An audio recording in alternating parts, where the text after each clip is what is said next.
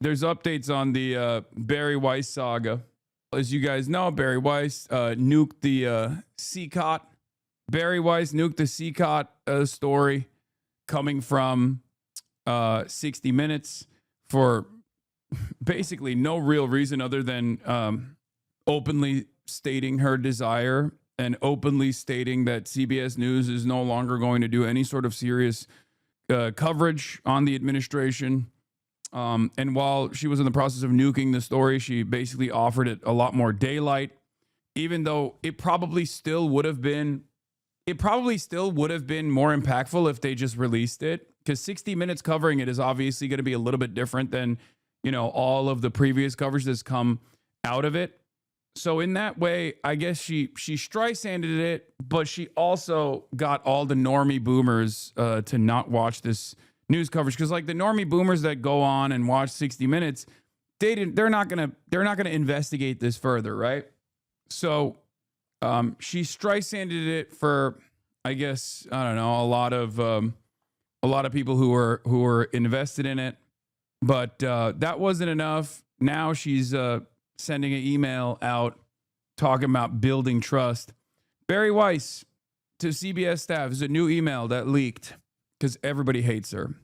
So yeah, Bari Weiss sends out this email, says, "Hi all, right now the majority of Americans say they do not trust the press. It isn't because they're crazy. To win back their trust, we have to work hard. Sometimes that means doing more legwork. Sometimes it means telling unexpected stories." Now remember, the reason why all of this stuff gets leaked is because everybody hates her, okay? For good reason. Mostly, there's like jealousy as well, but most of the people hate her because they're like, you have never done any real journalism. Like, you've never worked in a newsroom. You did op-eds for the New York Times. You tried to get fired you tried to get fired from the New York Times when you had this cushy op-ed job as the liberal adjacent conservative voice in the New York Times, because they wanted to do ideological diversity for their dumbass readership, okay? And they wouldn't even fire you so you could kickstart your "I got fired from the New York Times for being right-wing" grift. So you basically fired yourself, because this is real. This is what happened with Bari Weiss. She was at the New York Times. She famously did that one piece on the intellectual dark web where she called Ben Shapiro a gladiator, an intellectual gladiator of the right. And she was so unlikable, and yet she could not get fired. The New York Times was like, "No, we love your stupid, liberal adjacent conservative commentary, right? We're a big fan of that. We love that shit. Have you seen the other op-ed people? Are you kidding me? This is our bread and butter." So she just could not get fired from the New York Times so she could start her grift. So instead she resigned and then basically said, "Do you mean New York Post?" "No, New York Times." Bari Weiss at the New York Times. She resigned and turned around and said, "They were bullying me. There was bad workplace culture. I had to self-fire myself." And then she went to the same billionaires that she was already caping for. And those billionaires gave her unlimited funds to start the unaccredited university, Austin University, which, I've covered in the past, and also start the Free Press to peddle the exact same garbanzo that she was peddling at the New York Times and the op-ed side. Okay? And now, failure after failure, she has received seemingly the only kind of upward social mobility that exists in any industry. Okay? But that's precisely the reason why everybody around her, all of her colleagues, hate her. There will be some who think, "Oh, well, if Bari Weiss can do it, I can do it as well," right? If Bari Weiss can reach the top by sucking up to billionaires, I can also do it as well. But for the most part, a lot of people get annoyed because they look at this and go, "You don't deserve this." They either look at this with jealousy and say, "You didn't put in the work at all. You're incompetent and you're unlikable and you don't deserve this." But then there's a lot of people who understandably get upset with her because she is incompetent. She is incompetent. She does not have the experience. She's never led a newsroom. Her experience in commanding a news team, in air quotes, is at the Free Press, and that wasn't a real newsroom at all. They didn't do any new reporting.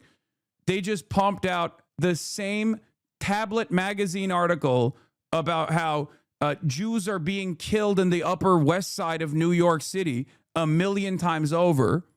Okay. And then every now and then they get really crazy with it and do Jerusalem Post style coverage on how, the Gaza famine is actually a myth. That's it. That was her job. Talking about the campus wokes as first hysterical, silly folk, and then as the greatest threat to American democracy. That was her job. That was her position. And then every now and then talking about how like AI is great actually, and billionaires deserve more. Anyway, to win back their trust, we have to work hard. Sometimes that means doing more legwork. Sometimes it means telling unexpected stories. Sometimes it means training our attention on topics that have been overlooked or misconstrued. And sometimes it means holding a piece about an important subject to make sure it's comprehensive and fair. I love that she's like now tripling down on why she nuked the CECOT piece. In our upside down moment, this may seem radical. Such editorial decisions can cause a firestorm, particularly on a slow news week. This was not a slow news week, lady. The f are you talking about? Slow news week? For who? The Epstein files were like a nuclear bomb that was set off. How is this a slow news week? And the standards for fairness we are holding ourselves to, particularly on contentious subjects, will surely feel controversial to those used to doing things one way.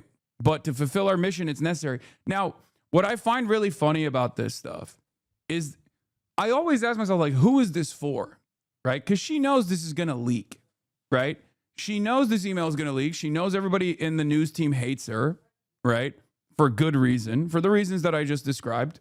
So who is this for? Like, when you try to make it seem as though the CECOT piece was not ready to go, when you claim that the CECOT piece is not ready to go, and it's actually a matter of journalistic integrity, when you have none, and everybody knows you have none, you're just going to piss off your news team further, because they were all in unison saying that the piece was actually airtight and totally ready to be delivered. So much so that they actually cut trailers off of it. So much so that they actually put it on international distribution. That's why it actually aired in Canada.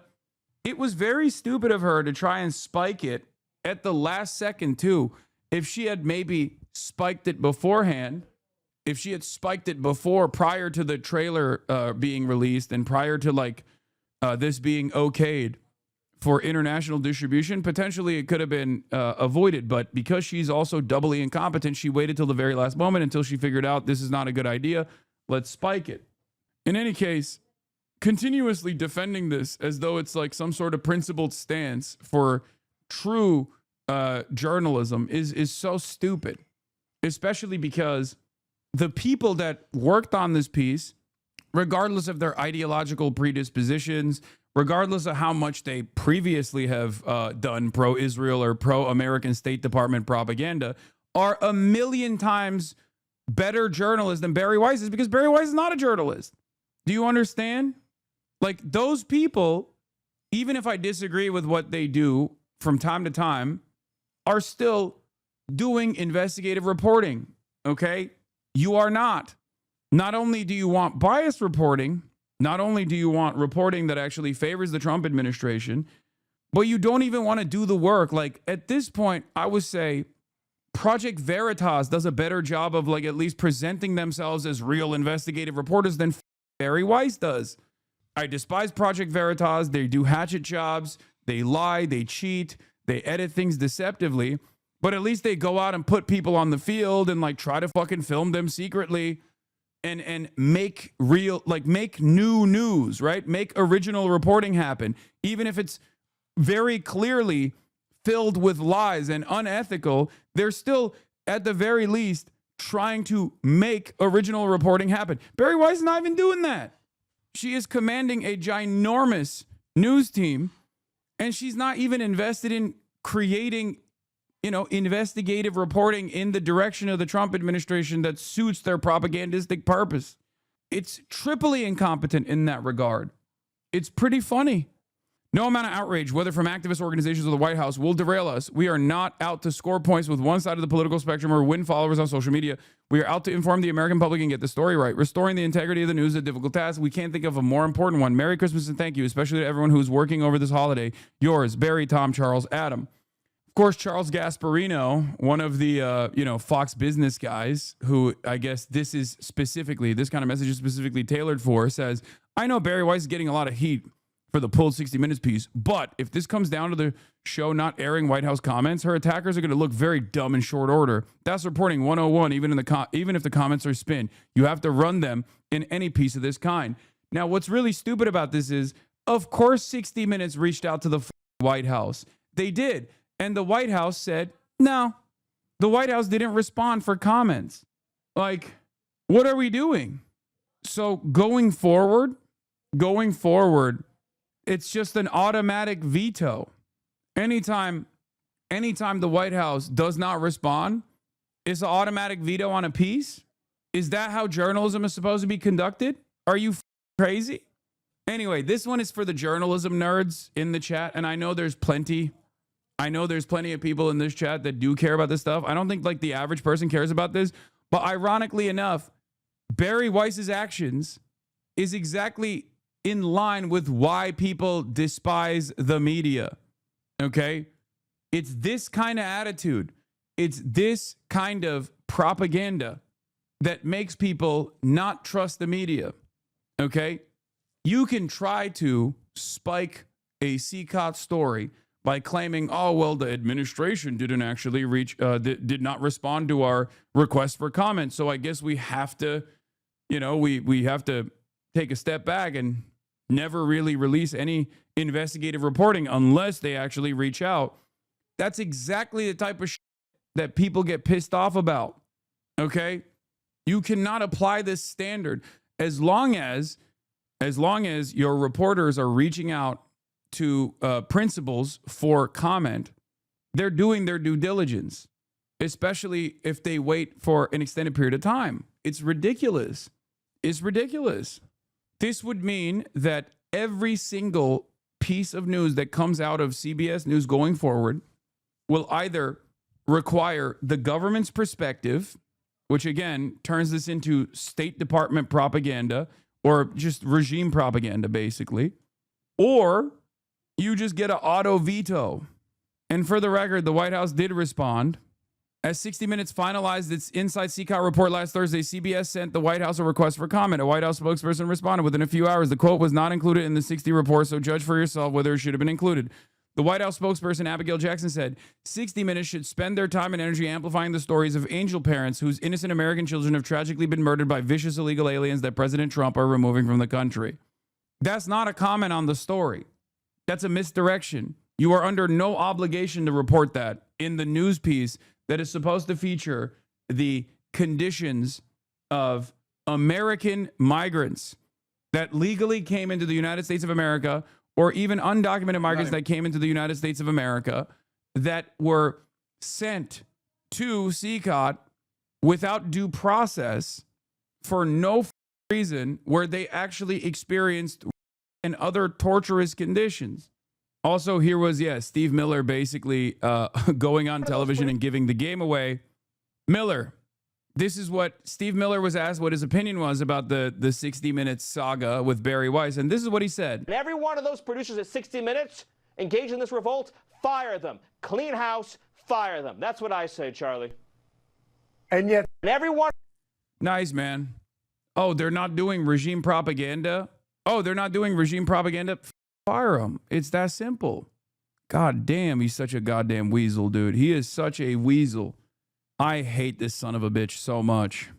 You and the Majority Report both brought up the Insider this week. I mean, it's a direct one-to-one. It is from the same exact news segment. 60 Minutes has been around for a very long time. Okay. And it is supposed to be like premier investigative reporting. It obviously still very much plays the role of State Department propaganda. 60 Minutes at its peak was still obviously working with, with Mossad, where they did that famous piece on how Mossad had pulled off the greatest act of terror, the beeper assassinations that killed children, right? The problem here in the way that Bari Weiss is moving is that if you want to do good propaganda, you still every now and then have to criticize the government so you have at least the veneer of credibility. This is a reality that experienced news broadcasters in places like the New York Times understand. If she had actually put in work at the New York Times instead of dicking around, she would have recognized that. From the outsider, as an outsider, I can see this reality. This is a big part of my criticisms of the New York Times. Whenever New York Times will do like a good piece of investigative reporting, I always tell you, especially on like, especially on the plight of Palestinians or whatever, you guys go, what the why are they doing this? And I tell you all the time, it's because there is a push and pull here. If they just go all push, no pull, people are eventually going to say, oh, I know what's going on here. They have to have a healthy balance, a healthy diet of real reporting every now and then. That's why they have investigative reporters. They have to maintain a level of credibility, because if they lose all credibility, then they no longer can do propaganda. Okay? If you lose all credibility, then no one believes you in moments of impact, in moments where you have to get people to believe you. There needs to be a veneer of credibility associated with these places so they can do propaganda better. Bari Weiss is just tanking the reputation of CBS slowly but surely by very openly just doing push and no pull.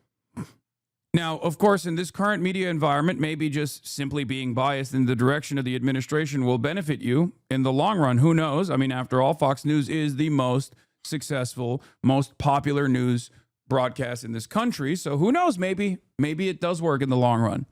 But the impact of this will be even more damaging. Ali Abunima says, Bari Weiss censoring a 60 Minutes piece critical of Trump and its leak online is big news. But when Al Jazeera pulled the Lobby USA after Israel lobby pressure on Qatar and Intifada leaked it, not a single mainstream outlet reported it. Wonder why? This is also correct. There's always a bigger dog in the room. You feel me? Israel is the big dog in the room. Fox News people aren't moving the CBS, Hasan. No, I agree, but you never know if they fully turn CBS News into just Fox slop, regime slop, MAGA slop. Maybe they'll actually start winning people over. CNN certainly is trying to do that, right? Many other news outlets are trying to do that right now. They realize that the only people that watch television still in this day and age are boomers and the lead poison generation, Gen Xers, but mostly just boomers. And boomers want that. Boomers want that slop.